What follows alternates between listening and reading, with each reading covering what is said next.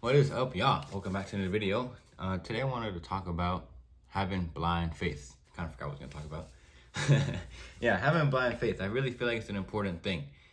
An important thing to learn because a lot of believers, a lot of people who are with Christ, they always tell themselves that they do have blind faith. They always say, "Hey, no matter what's going on, I'm going to continue to have blind faith." But once that fear, once that doubt, once that thing they don't want to see happens, they fall apart. And in this video, I want to tell you guys how I've been able to, one, deal with that myself, two, my own experiences, and of course, how I got through it. I think I said the same thing twice. You get the idea. So these past couple weeks, right, I've been producing results that I don't really like. All right, that's not favorable to me. You know, whether it's my money, whether it's my content, whether it's just where my headspace is at, these thoughts are inside my head. And one thing I'm getting used to doing is living in the version of myself that I want to become. All right, that I am truly inside. That's what I want to believe. All right, so the desired version of me, I want to believe I'm that person now. Instead of creating separation, saying I'll become that person in the future. Right. But the thing is, I still have the external things that this old person created, right? This old person was filled with fear, not faith. He was filled with doubts, worries, stresses, overthinking, trying to calculate everything. There's a bunch of things that the enemy / the ego wants you to do. And so when I'm stepping into my desired self and I see all these external things that are not favorable to who the desired self is, then I'm like, well, why am I not becoming this version yet? Why is it that it's taken so long for things to change outside of me when I truly believe I changed myself within me?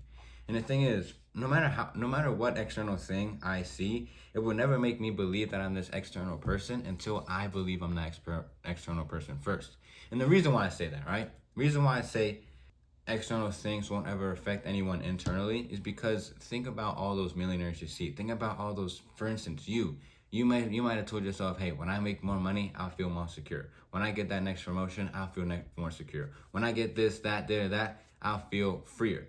But at the end of the day, you get those things and you feel maybe an ounce more freedom, and then you're back to stressing your ass off about what's going to happen next week, how you're going to pay for this bill, and etc. But I promise you guys, until you feel security within you first, nothing external will ever help you. All right. And yes, of course, money is a tool for you to feel more freer or be more free. But in and of itself, it's never going to make you feel secure, free, or abundant. Because if you don't believe that within you, nothing will ever be enough. All right. So back to what I was saying. The reason why you want to have that sort of blind faith is because once you truly solidify inside your identity that everything you want, you already have within you, then everything outside of you will start reflecting who you are within you. And it won't change how you feel because you already feel like you're that person now. And so when God and Jesus says about being faithful, about having that blind faith, he really means stop worrying about what you see outside of you. Know that he'll take care of you, how like he says in Matthew. Don't forget, I think Matthew 4, maybe. Maybe, don't quote me, but I know it's in the book of Matthew when he says that he's going to take care of you the same way he takes care of the birds who eat and have to sleep and have shelter, etc. Why worry about the clothes and food, etc., what you're going to eat, because God's always going to take care of you, right?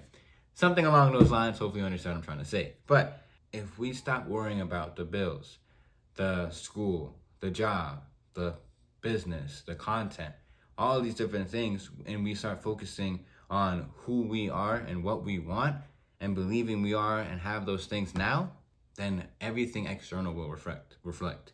And that's what having blind faith means. Because if you believe, if you have a prayer, if you ask God for anything and you have that immensible faith that he can make it happen, then it will happen. The same way he says that if you have a faith of a mustard seed, the size of a mustard seed, you can tell that mountain to move from here and there, and it will move. You just can't have that doubt, fear, anything inside your head. And so that's the most important thing about being faithful. You must stop living inside your head. Stop worrying about those fears. Stop worrying about those doubts and all that, because at the end of the day, it's just taking you away from who you're meant to be. Step into the future version of yourself. The reason why I put quotation is because you never want to create separation from the person you want to become and the person you are now. Because once you create that separation, then you'll never ever become that version of yourself until never. Because you're always creating separation from the person you want to become. And like I always say, you always want to believe the things you want, you have it right now. And yeah, I mean that's pretty much the essential thing. Of course, I can go much more deeper into like why you should let go of those desires. You should just allow God's will to play in front of your life. Why you should just surrender literally everything, because at the end of the day, what God gives you and wants for you is better than what we can ever imagine, even if it sounds a lot worse in this world. All right. One thing that always sort of like messed with me, triggered me, was like people would tell me, don't let go of those desires you have, whether it's about having that car, having the apartment, making millions, taking care of my family, because what God has for me is, 10 times that. And I'm always thinking to myself, what can be 10 times more than all those things I just listed out? Traveling the world, taking care of my parents, the apartment, the house, etc., cars, etc. How can God really provide? How can God really give me 10x that? One thing I could really say is that as soon as we let go of the need for something to happen, the more likely it is to happen. Okay, and I know I say more likely, it's not guaranteed. Well, it really is, because if it really is up to God, if it really is in God's will, He will give you those things. But if it's not, He will also show you why He didn't give you those things. Because at the end of the day, which He doesn't give you, you don't really need. He always gives you your needs. All right, and trust me, all right, trust me. I'm on the same boat. Maybe hearing me say this, you're like, nah. I really do want those things. Or there's nothing that's gonna stop me from getting the cars, getting the stuff, getting the materialistic things. And no, it's not bad that you want these things, but you can call it quote unquote bad that you need these things to happen in order for you to feel some certain type of way. All right, and I know. How am I supposed to feel free if I don't have the money? How am I supposed to feel free if I don't have the cars? How am I supposed to feel free if I can't take care of my family and travel the world?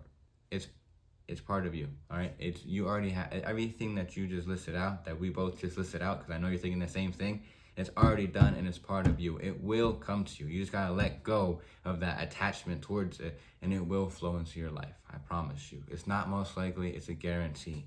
All right? I know I just said most likely, but it's a guarantee as long as you let go of the attachment to your desires and you believe you have them now. Because whatever you have right now, it will impress into this world. It will impress into this reality. The same way you have everything right now. Let's say, for instance, me, like a month ago, almost 2, I had like literal cents inside of my account. And that was the most devastating part of like my whole summer. Because I was like, how do I only have this much, but I truly see myself as an abundant person, I had to let go of the attachment to money. I had to let go of it. I was like, I attached my identity. I attached so much freedom, security towards money and not God. That's why God took it away from me, in order for me to feel His abundance, His security, His wholeness. And so once I truly rely on Him, then money out of nowhere is starting to fly towards me. I'm having more opportunities. I'm making better content. You feel the energy between me and you, because I truly know how you feel. I've just gone through the things. I'm going through the things you're going through right now. And so yes, I still have a desire for money. I still want to travel the world. I still want to take care of my parents. But I already know that it's done within me. So I'll continue I'll continue to take actions as if I'm that person, which then will produce results that reflects that I am that person, and boom, it's a whole cycle. All right? And I will be able to travel the world. I will be able to take care of my family. I will live an abundant life. Why? Because God is my source. Whatever is possible for Him is possible for me, because I am a son of God. We are the sons and daughters of God. I hope this helped, guys. I hope this helps you to just let go of your desires and blind faith. That was the main topic. I kind of changed it midway, and have just blind faith to know that everything's going to happen, to know that your desires are going to come true, to know that God is good and He keeps His promises. He will test you. The enemy will test you. You will, fall down and maybe even be mad at God that things are happening. You might not understand why things are happening. But again, everything happens for a reason. Everything is what it is because it's happening for you, not to you. So look at every single opportunity as a lesson or opportunity for you to grow. And you will, I promise you will get to where you want to get to, especially if you're watching videos like these, especially if you're putting yourself out there, and taking the risk, opening up to people, joining communities, investing in yourself to get mentorship, stuff like that. I have a free community out right now. I'm hosting calls in there. I would love for you guys to join. That's what I want to offer right now. If you are interested in my one-on-one coaching, I would of course love to help you there. But I want you guys to get to know me a little bit more on a personal level. And so this View community, it's on School. I have a couple of content in there. I'll be hosting calls twice or once a week. And yeah, just giving you guys more value just like this. And so you guys can ask questions one-on-one personally. If you have any other questions you don't want to get in the community just yet, you can DM me on Instagram just for other things. Follow me there as well. I'm much more active on there. But yeah, other than that, guys, God bless. Hope you guys enjoyed this little lesson I had. And yeah, I'll see y'all in the next one.